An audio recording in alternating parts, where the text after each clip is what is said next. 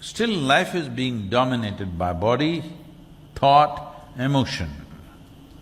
When your life is still being dominated by physicality, psychological nature and the emotion or the juicy part of psychology, then certain lies are needed, otherwise how can you live? Come on, tell me, be honest about it. Hello?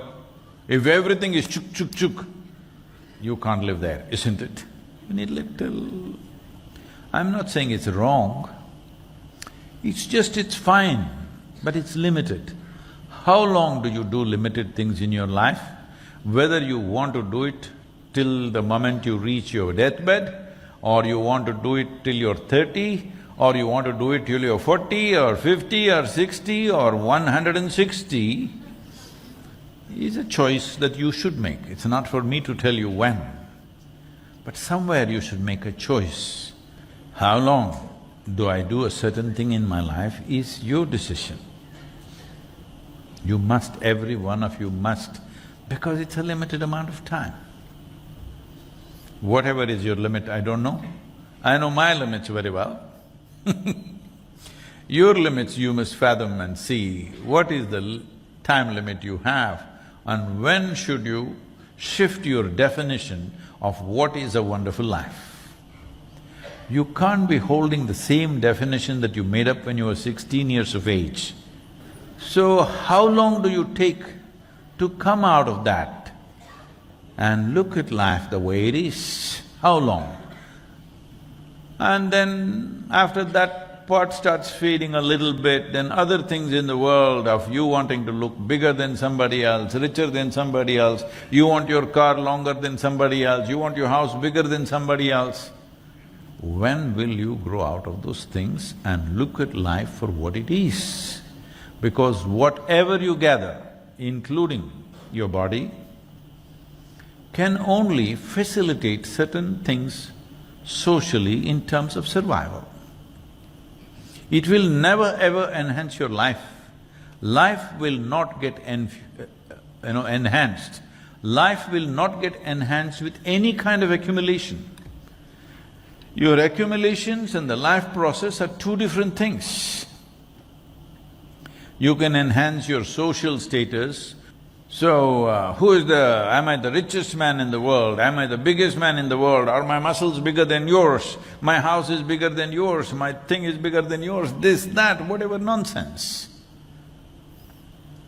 How long will these things matter to you? When will you become absolutely life-oriented, not being something other than others? This is an inflection point you must determine. If you're not ready right now, you must at least say, maybe in the next 2 years I'll be there, 3 years I'll be there, or 130 years later I will be there. There is no one man sitting up there and managing your life. This is a culture where we always told you, your life is your karma. Karma means action, your action. You're doing physical action, psychological action, emotional action, energy action, you're doing something and you're doing something wrong. If wrong results are coming, you're doing something wrong, maybe you're not aware of it.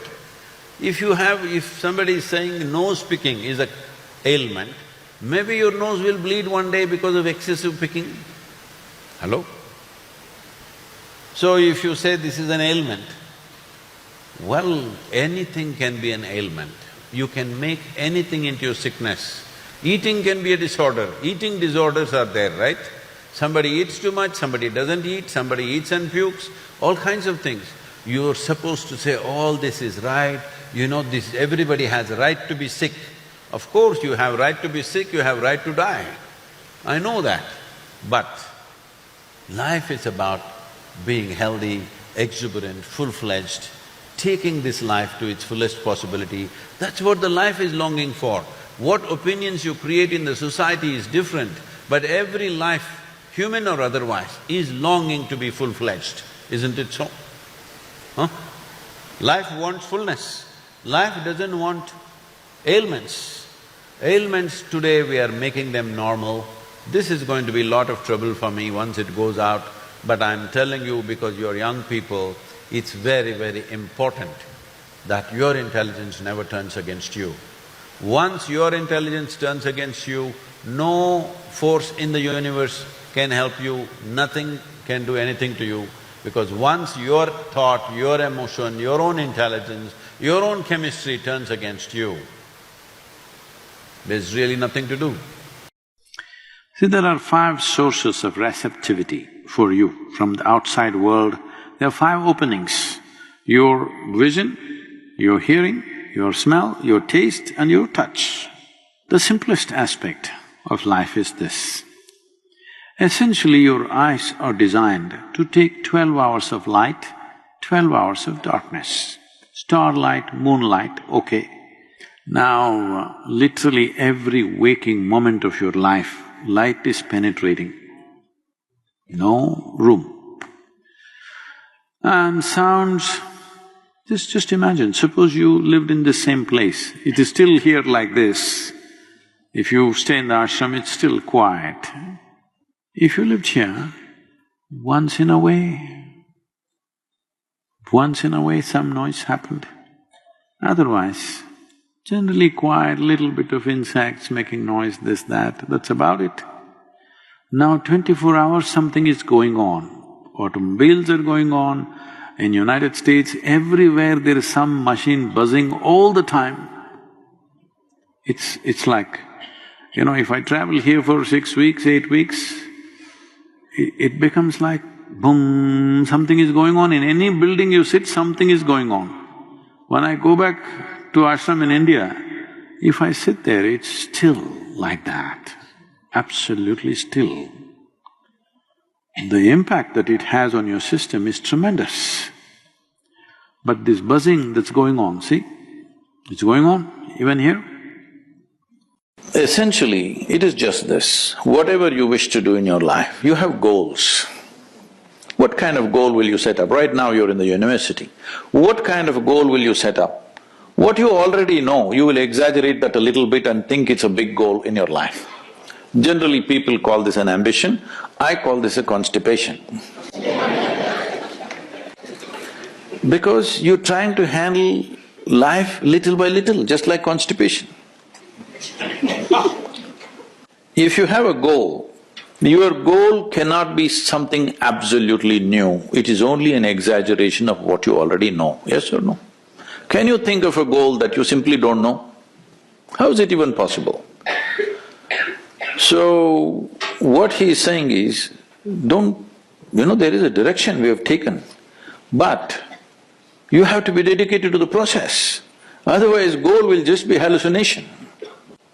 If you do one thing right now, just don't take this one breath, take the other breaths, let me see. I can't do it. That's all he's saying. He's saying without taking this step properly, you hallucinate about the goal, what is the point? In yoga we say this very simply. We say if you have one eye on the goal, you have only one eye to find your way, it's inefficient, that's all. So, one way of understanding life is the chemistry of it. Another way of understanding life, the much subtler way of knowing life is the energy of it. So when we say sarpadosha, we are talking about the energy. It's become like that of a reptile. Do you know in your brain, there's a reptilian brain? You have about this size of your brain is that of a reptile. Within your brain, there is a brain which is about the size of something like a crocodile's brain. All this is not human brain, there's a reptilian brain inside. So that reptile can manifest itself because your energies begin to function in a certain way, and that can be relieved by doing certain things. So it can be relieved. It's a simple shift in your energy. Now I am talking the language of modern science in a different way. Now I am talking about this energy changing in a certain way, your reptilian brain and all this. There is an element of you which is very much a reptile. There is an element of you which is very much a fish. There's an element of you which is very much an animal. And they can play up. Nobody can deny. Even modern science cannot deny that all these animals exist within you in some dormant form, isn't it? The evolutionary process is very much present in the body and they can come alive for various reasons. It is a curse from the snake. Curse from the snake does not mean there is a snake sitting outside and cursing you. There is a snake sitting inside and cursing you.